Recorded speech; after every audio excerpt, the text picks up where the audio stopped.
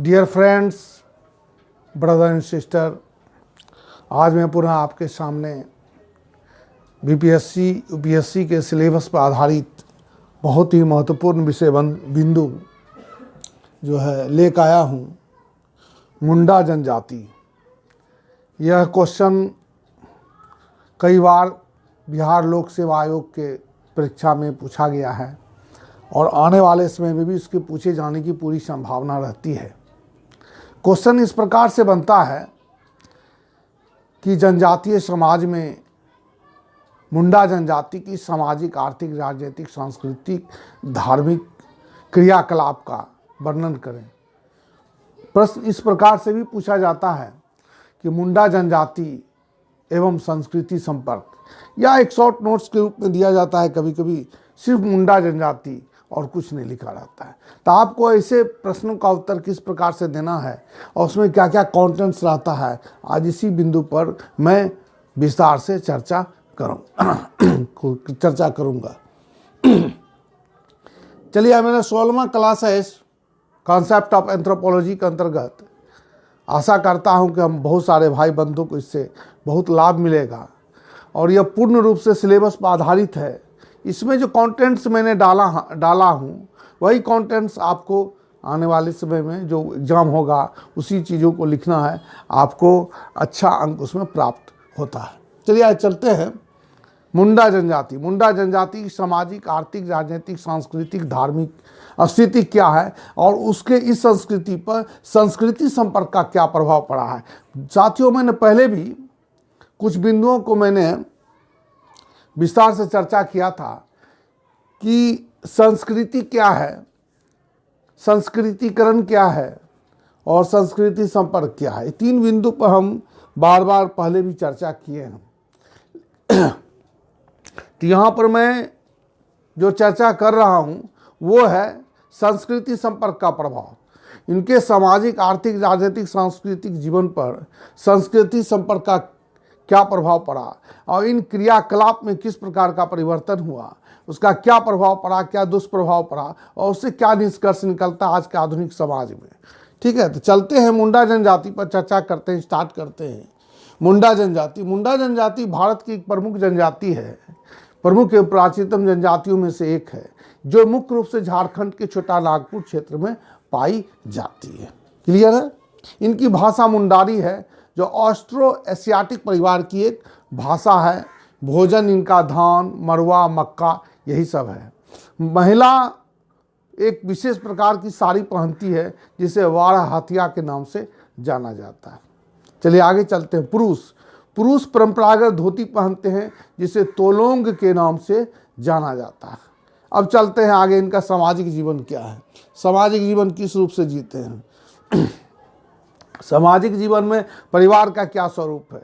इनके अंदर परिवार का स्वरूप पितृसत्तात्मक है, पितृवंशीय एवं पितृस्थानक है। पितृसत्तात्मक के विषय में मैंने पहले भी बंधुओं चर्चा किया हूँ। Patriarchal family. पितृसत्तात्मक का मतलब होता है परिवार का ऐसा स्वरूप जिसमें परिवार की सत्ता पिता के हाथों में होती है और समस्त अधिकार, संपत्ति का अधिकार भी पिता के हाथों में होती है और आने वाले समय में वो संपत्ति का अधिकार पिता से पुत्र को हस्तांतरित होता है। ऐसा परिवार पितृवंशीय होता है और पितृस्थानिक होता है। पितृस्थानिक कहने का तात्पर्य है कि विवाह के पश्चात, ऐसे परिवार में विवाह के पश्चात स्त्री को अपने पति के घर आकर रहना पड़ता है, पितृस्थानिक माना जाता है। चलिए आगे चलते हैं। विवाह का क्या स्वरूप है।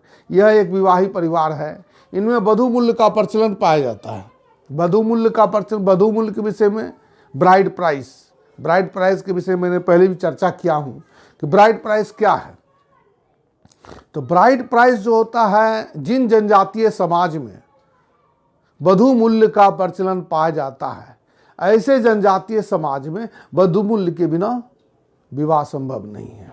वधू मूल्य एक निश्चित राशि होता है जो वर पक्ष को एक निश्चित शर्त के आधार पर कन्या पक्ष के लोगों को देना पड़ता है। इसे वधू मूल्य के नाम से जाना जाता है। जिन जनजातीय समाज में वधू मूल्य का प्रचलन पाया जाता है, वहाँ वधू मूल्य के बिना विवाह संभव नहीं है। अनेक जनजातीय समाज में वधू मूल्य अधिक होता है, किसी किसी जनजातीय समाज में वधू मूल्य कम होता है।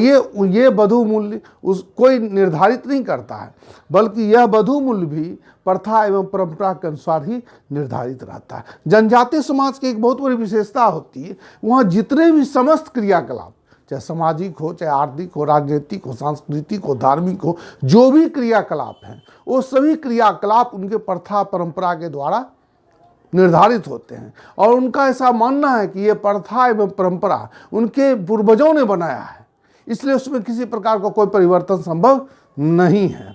चलिए आगे चलते हैं। गोत्र को उनमें किली के नाम से जाना जाता है। समगोत्रीय विवाह का निषेध पाया जाता है। मैंने पहले भी चर्चा किया है बंधु, जनजातीय समाज में, किसी भी जनजातीय समाज में समगोत्रीय विवाह का निषेध निश्चित रूप से पाया जाता है और इसका किसी भी रूप में उल्लंघन संभव नहीं है। संथाल जनजाति में अगर कोई आदमी इस प्रकार का व्यवहार करता है, अनुचित व्यवहार करता है, समगोत्रीय विवाह का निषेध को नहीं मानता है और गोत्र में ही किसी प्रकार का विवाह अथवा यौन संबंध स्थापित करता है, तो उसमें एक बहुत ही भारी सामाजिक दंड बिटलाहा पाया जाता है, यानी समाज से उसको बहिष्कृत कर दिया जाता है। यह उसमें सबसे बड़ा और कठिन दंड के रूप में, सामाजिक दंड के रूप में जाना जाता है। समगोत्रीय विवाह का निषेध पाया जाता है। टैबू बोलते हैं इसको। निषेध है क्या चीज? ये निषेध होता क्या है? सिर्फ निषेध की परिभाषा को हम थोड़ा परिभाषित करेंगे। निषेध का क्या तात्पर्य है?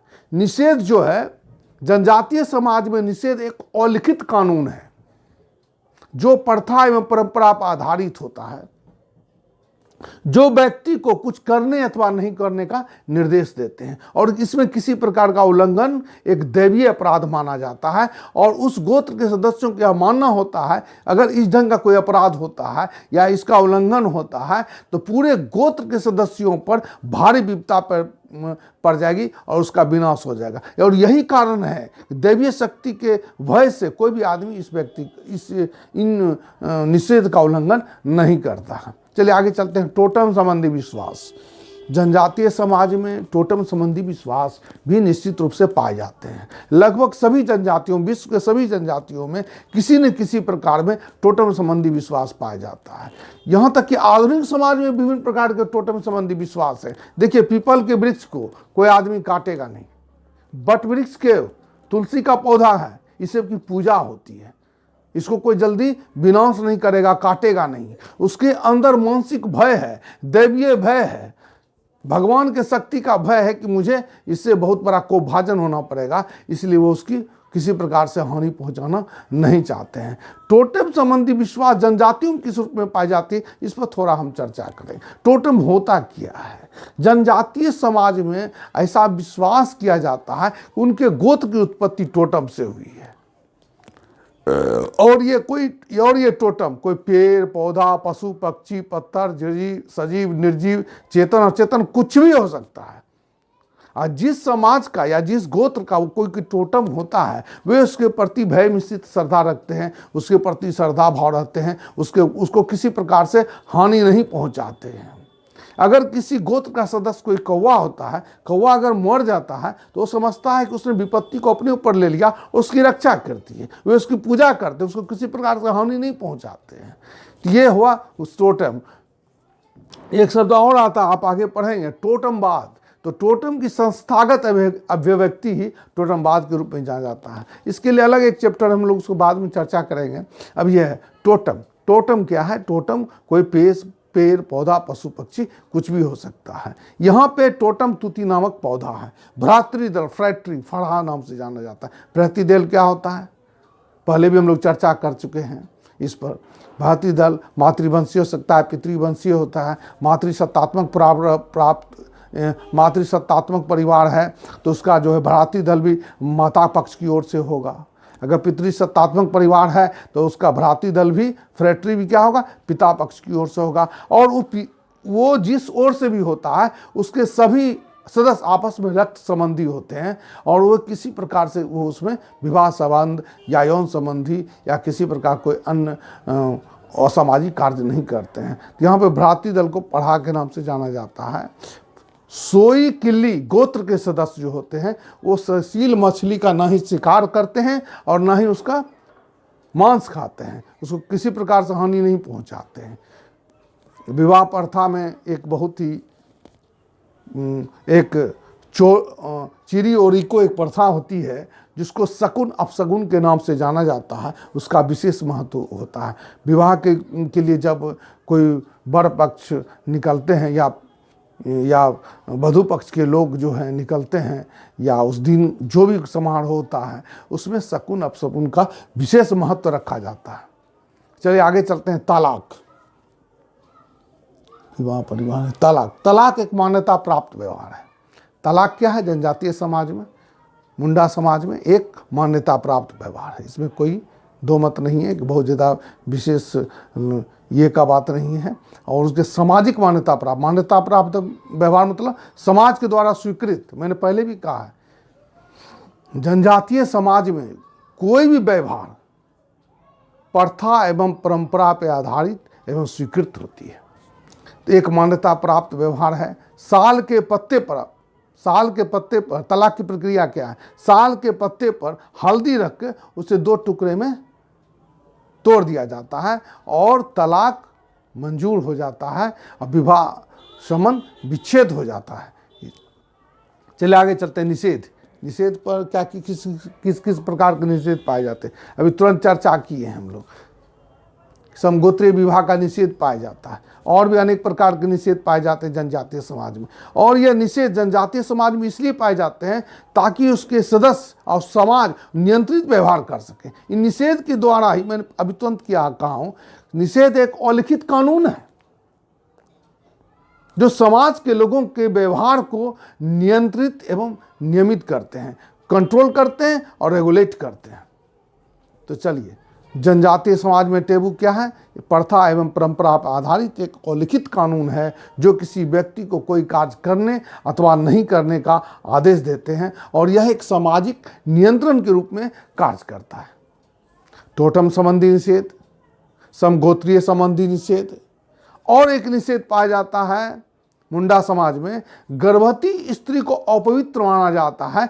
ऐसी स्थिति में उसे फसल बोने अथवा बीज जो होता है उसको छूने की मनाही होती है। इतना ही नहीं, गर्भकाल के दौरान उसे घर से बाहर निकलने की भी मनाही होती है। चलिए आर्थिक क्रियाकलाप में चलते हैं। अगला पॉइंट, आर्थिक क्रियाकलाप। यह कृषक जनजाति, इनमें अस्थायी कृषि का प्रचलन पाया जाता है। क्लियर है? धान की खेती का प्रचलन अधिक होता है। लकड़ी के हल का प्रयोग किया जाता है। यहाँ और गौर करने लायक बिंदु है बंधुओं, लकड़ी का हल बहुत सारे जनजातीय समाज में जो है जमीन को पर हल चलाने की अनुमति नहीं होती है, क्योंकि उनका मानना है, नॉर्थ ईस्ट में उनका मानना है कि वो जो है सो धरती माता की जो छाती है वो विदीर्ण हो जाएगी, जीर्ण शीर्ण हो जाएगी।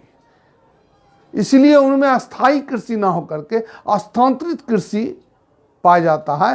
वो लोग यूं जंगल में आग लगा देते हैं और जो वराख होता है उसी को मिला करके उसमें फसल उपजा लेते हैं। उत्पादकता काफ़ी कम होती है, वो एक अलग बात है, लेकिन मान्यता के हिसाब से किया जाता है। उसको झूम की खेती के नाम से जाना जाता है। तो यहाँ पे मुंडा जनजाति की चर्चा हो रही है। यह कृषिक जनजाति है और इनमें अस्थायी कृषि का प्रचलन पाया जाता है। धान की खेती का प्रचलन अधिक है। फसल काटने हेतु लोहे के हाशिया का प्रयोग किया जाता है। अभी मैंने तुरंत कहा कि लकड़ी का हल का प्रयोग होता है। कहीं न कहीं मान्यता के अनुकूल है, दूसरा चीज का उपयोग नहीं हो सकता है। फसल काटने के लोहे के हाशिए का प्रयोग होता है। निश्चित रूप से मैंने पहले भी कहा है कि जितना भी व्यवहार होता है, जितना भी क्रियाकलाप होता है, वे सभी प्रथा एवं परंपरा के अनुसार मान्यता प्राप्त है, स्वीकृत है और उसी प्रकार का व्यवहार किया जाएगा। तो फसल काटने हैं तो लोहे के हाशिए का प्रयोग होता है, लकड़ी के हल का प्रयोग होता है।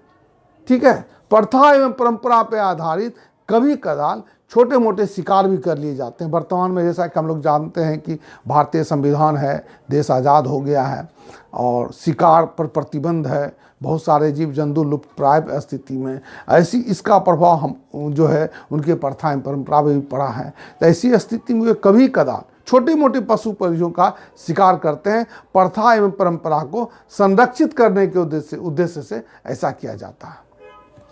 इसके अतिरिक्त आर्थिक क्रियाकलाप के अंतर्गत पशुपालन एवं दस्तकारी कार्य भी किया जाता है। पशुपालन में बकरी पशुपालन है, गाय का पशुपालन है, भेड़ पशुपालन है। दस्तकारी के अंतर्गत जो है महिलाएं जो है स्त्री चटाई बना लेती है, मिट्टी का बर्तन बनाया जाता है और आसपास का जो स्थानीय बाजार है वहाँ जाकर के उनको बेचा जाता है। चलिए आगे चलते हैं। राजनीतिक जीवन उनका किस प्रकार से है।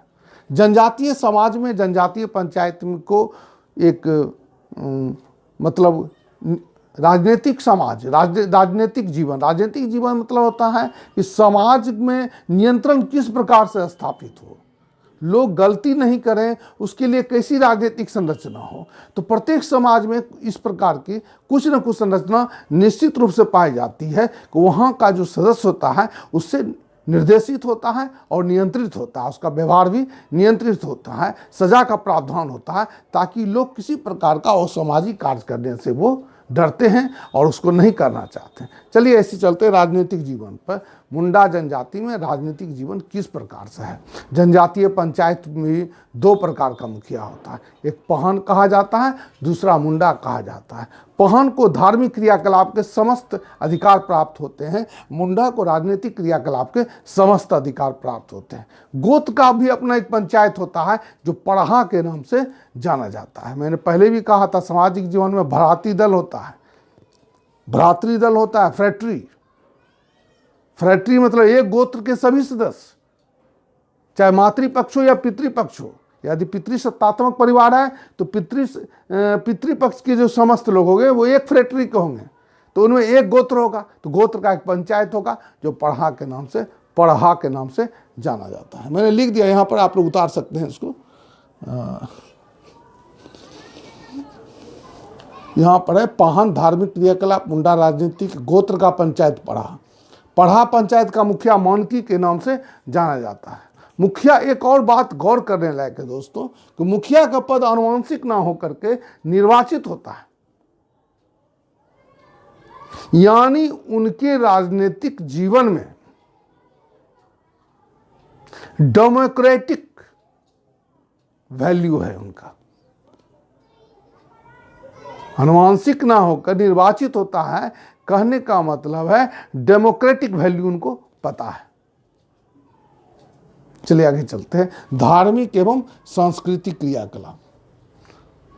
सरहुल मुख्य त्योहार के रूप में मार्च अप्रैल महीने में मनाया जाता है, जो फूलों के त्योहार के नाम से भी जाना जाता है। फागु भी एक त्योहार है जो फरवरी मार्च में मनाई जाती है, जिसमें गांव के देवता की पूजा की जाती है। माघे, पूष महीने के पूर्ण चंद्र दिवस, पूष महीने के पूर्ण चंद्र दिवस में मनाया जाता है, जिसमें मृत पूर्वजों की आत्मा की पूजा की जाती है। आधुनिक समाज में भी किसी न किसी रूप में इस प्रकार की प्रथा एवं परंपरा का प्रचलन पाया जाता है। हमारे हिंदू समाज में भी, हिंदू आधुनिक समाज में भी गया में पिंडदान की प्रथा है।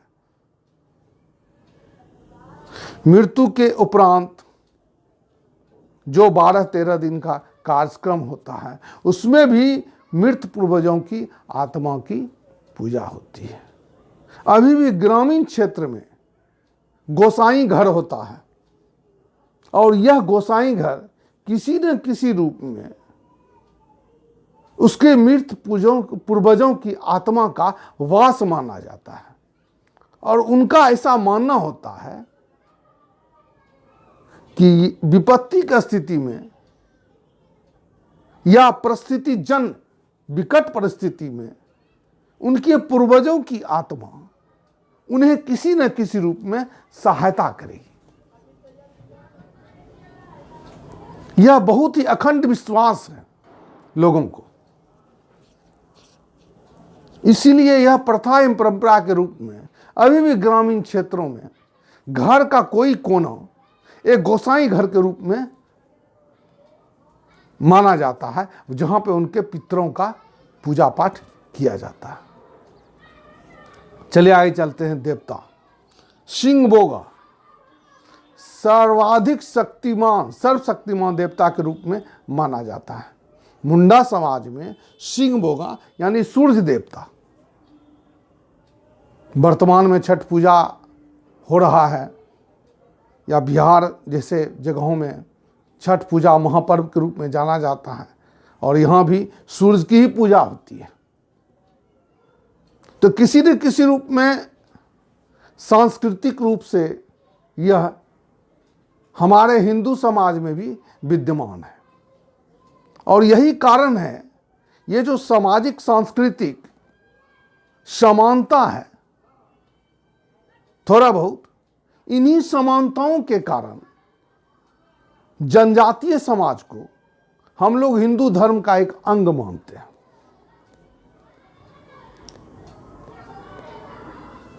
धार्मिक एवं सांस्कृतिक समानता होना ही उसके धर्म का एक अंग के रूप में माना जाता है। अगर कोई व्यक्ति मंदिर जाता है, वो किस जाति से बिलोंग करता है वो किसी को पता नहीं है, हम लोग मान लेते हैं कि हमारा और उसका धर्म एक है, क्योंकि धार्मिक और सांस्कृतिक जो समानता होती है वही धर्म और संस्कृति के अंग के रूप में समान प्रभाव को दिखलाता है। अगर कोई मुस्लिम किसी व्यक्ति को देख ले कि कोई व्यक्ति मस्जिद में जाकर नमाज पढ़ रहा है, तो मान लेता है कि यह मुस्लिम धर्म का अनुयायी है या उसके मुस्लिम समाज का एक अंग है। चलिए आगे चलते हैं, बहुत लंबा सब्जेक्ट विषय बिंदु है, इधर जाने से मूल बिंदु से अलग हो जाएगा। चलिए आगे चलते हैं। शिंगबोगा की चर्चा कर रहे थे। जहर बोंगा है, ओरा बोंगा, देसुली बोंगा, चांदी बोंगा, बनीता बोंगा। चलिए बनीता बोंगा, बनीता बोंगा। नीचे मैंने लिखा है कि बीमार व्यक्ति के इलाज के लिए इसकी पूजा की जाती है। जब कोई व्यक्ति बीमार पड़ जाता है मुंडा समाज में, तो बनीता बोंगा की पूजा की जाती है। हमारे हिंदू समाज में भी लोगों को जब चेचक हो जाता है, बड़ी माता और छोटी माता हो जाता है, तो बहुत लोग इसके लिए एक मंदिर होता है जो शीतला स्थान के नाम से जाना जाता है, वहां पे जाकर के उसका किसी न किसी रूप में पूजा करते हैं। तो यह बनीता बोंगा की पूजा और इस तरह के हिंदू समाज में भी पूजा जो होती है, बीमार व्यक्ति हो गया तो उसके लिए अब इस ढंग की पूजा करो, इसे माता हो गया है। तो यह जो समानता है, इन्हीं समानताओं के कारण, ये जो सांस्कृतिक धार्मिक समानता है, इन्हीं समानताओं के कारण हिंदू समाज यह मानते हैं, यह जो जनजातीय समाज है यह हिंदू का एक अंग है। यह मैं सिर्फ आप लोग को कुछ इसमें बता रहा हूं कि आधुनिक समाज में भी, जनजातीय समाज में जो प्रथा एवं परंपरा है, जो धार्मिक और सांस्कृतिक क्रियाकलाप है, उस तरह के अनेक क्रियाकलाप हमारे आधुनिक हिंदू समाज में भी विद्यमान है। इन सब चीज़ों को भी परीक्षा में आंसर लिखते समय इन सब चीज़ों का समाहित करने से आंसर बहुत ही सुदृढ़ एवं अच्छा होता है। ठीक है, सीधा सीधा आंसर देने से कि जो है मुंडा जनजाति का सामाजिक, आर्थिक, राजनीतिक, सांस्कृतिक जीवन लिख दिए, 4 पेज हो गया और ख़त्म कर दिए पेज। ऐसे करने से अच्छा नंबर नहीं मिलेगा।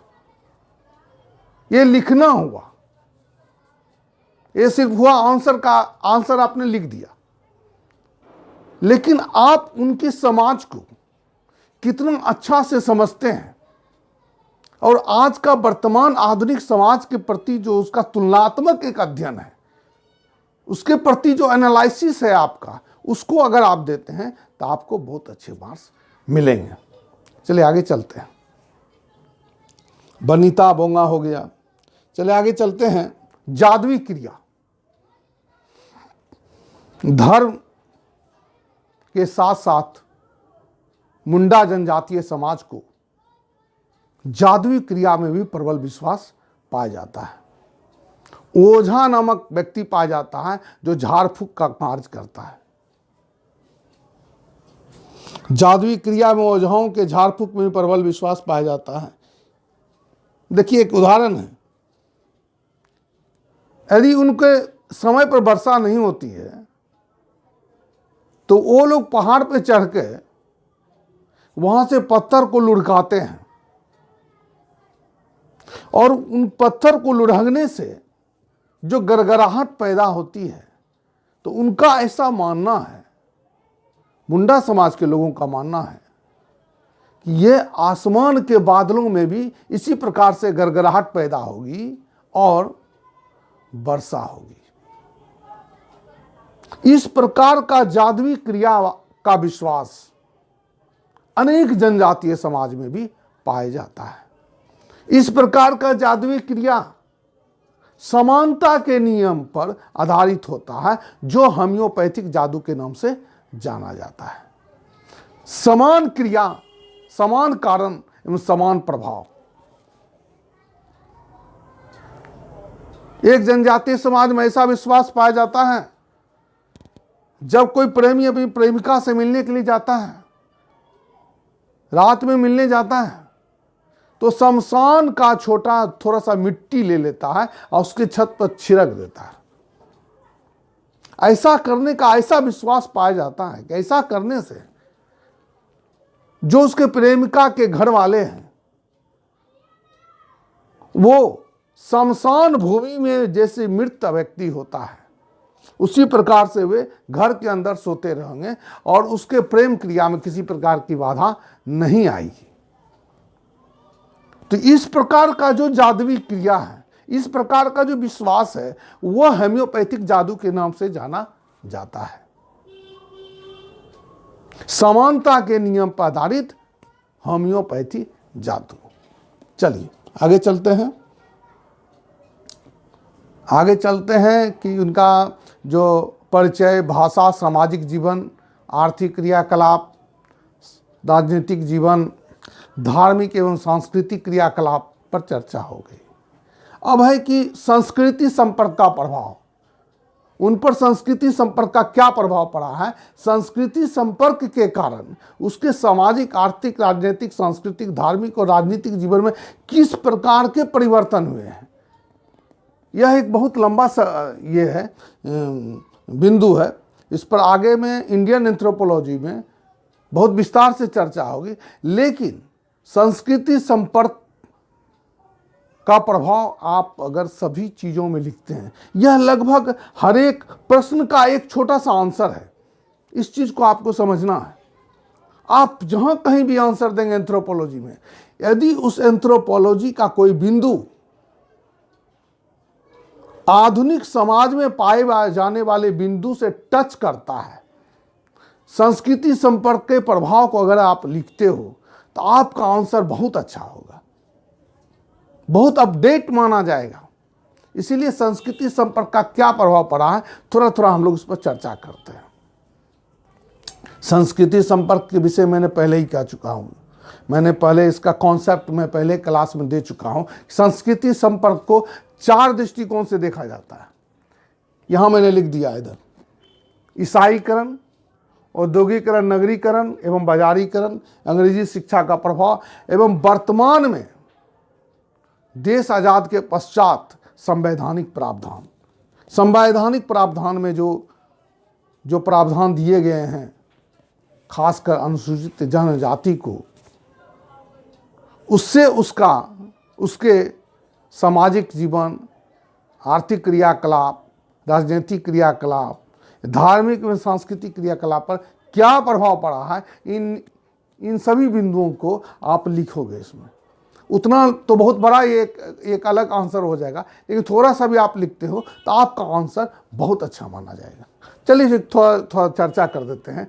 पारंपरिक वेशभूषा के स्थान पर पैंट जींस का प्रयोग। इससे पहले चलते हैं ईसाईकरण पर चलते हैं। ईसाईकरण के कारण क्या हुआ? अंग्रेज जब भारत में आए थे, साथ में ईसाईकरण उन्होंने पहले किया था। बिरसा मुंडा आंदोलन हुआ था, आप जानते हैं। उन्होंने ईसाईकरण का काफी विरोध किया था, अंग्रेजी शिक्षा का भी विरोध किया था। क्योंकि इससे उनका धार्मिक सांस्कृतिक स्थिति में परिवर्तन हो जाता था, इसलिए उन्होंने विरोध किया था। चलिए, मेरा सब्जेक्ट वो अभी नहीं है, मेरा सब्जेक्ट है मुंडा जनजाति के पर संस्कृति संपर्क का क्या प्रभाव पड़ा।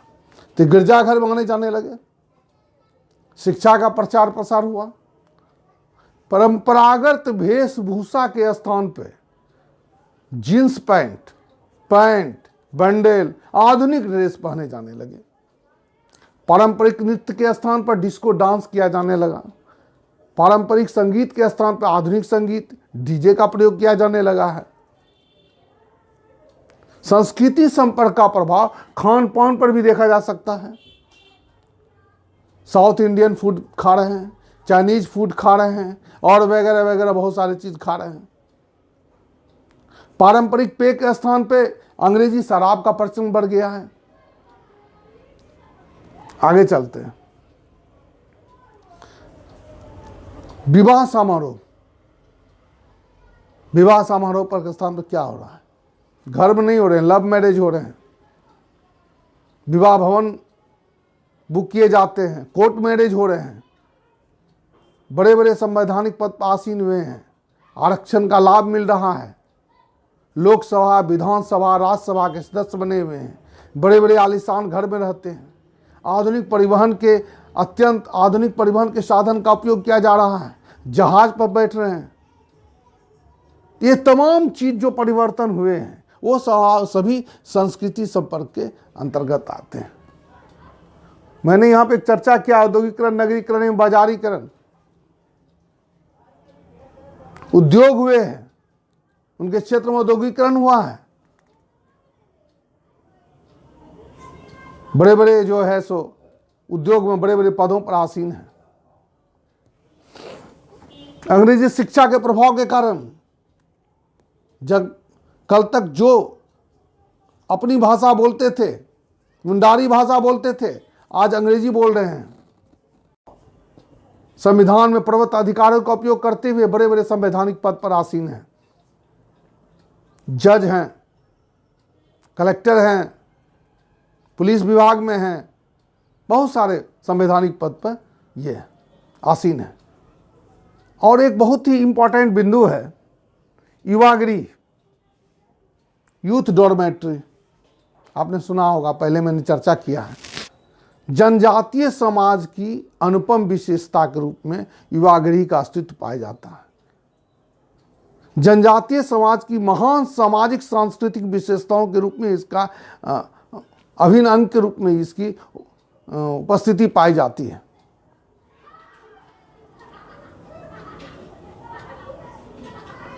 मुंडा समाज में युवागृह पाया जाता है और यह युवागृह का नाम है गितिओरा। महिलाओं के लिए अलग और पुरुषों के लिए अलग युवागृह का प्रावधान है। युवागृह मैंने अभी तुरंत कहा है, जनजातीय समाज की महान सामाजिक सांस्कृतिक विशेषता है, अभिन्न अंग है। तो युवागृह के स्थान पर night club, disco club, youth club ये सब पाए जा रहे हैं। कल तक जिस समाज में के लड़के और लड़की विवाह होने तक युवागृह के सदस्य होते थे, आज युवावस्था में night club, disco club, youth club के सदस्य होते हैं। चलिए दुष्प्रभाव देखते हैं क्या पड़ता है। संस्कृति संपर्क का कोई दुष्प्रभाव भी पड़ा है।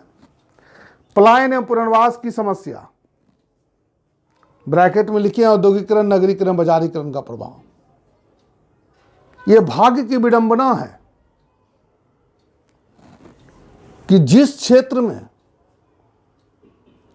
जनजातीय लोग रहते थे उस क्षेत्र में प्राकृतिक खनिज, तेल, कोयला का विपुल भंडार पाया गया है, जिस कारण से उनके क्षेत्र में औद्योगिकरण की प्रक्रिया प्रारंभ हो गई।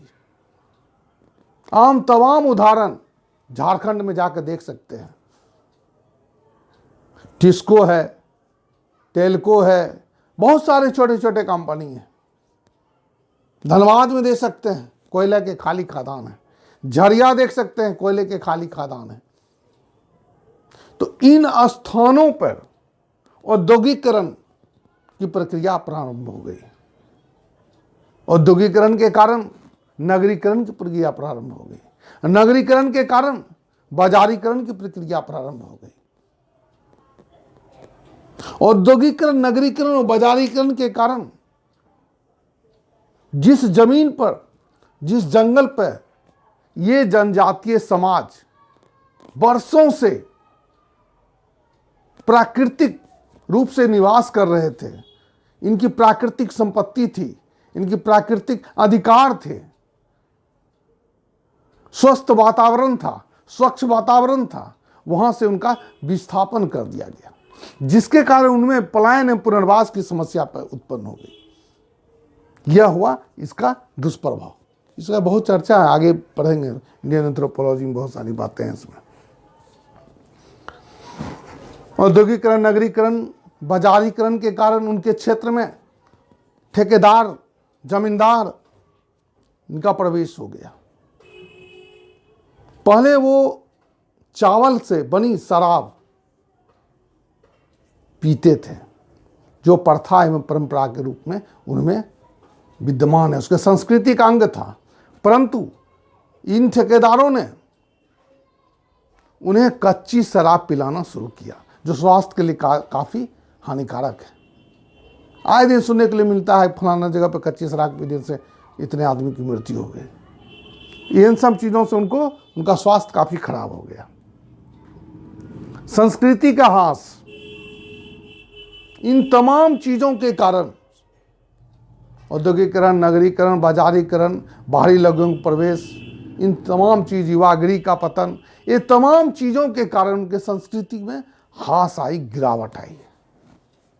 चौथा चलते हैं महान सामाजिक सांस्कृतिक संस्था युवागृह का पतन। अभी तुरंत चर्चा की है।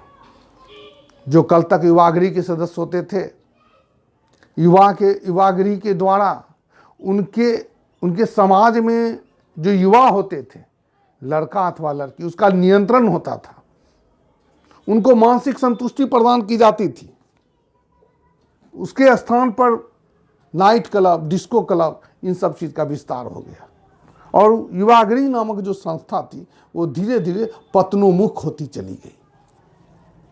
आज के डेट में ऐसी स्थिति है, बहुत सारे मुंडा के समाज के लोगों से पूछा जाता है कि क्या आप में युवागृह पाया जाता है, तो वो इसे अपने संस्कृति का अंग मानने से भी इनकार कर देते हैं।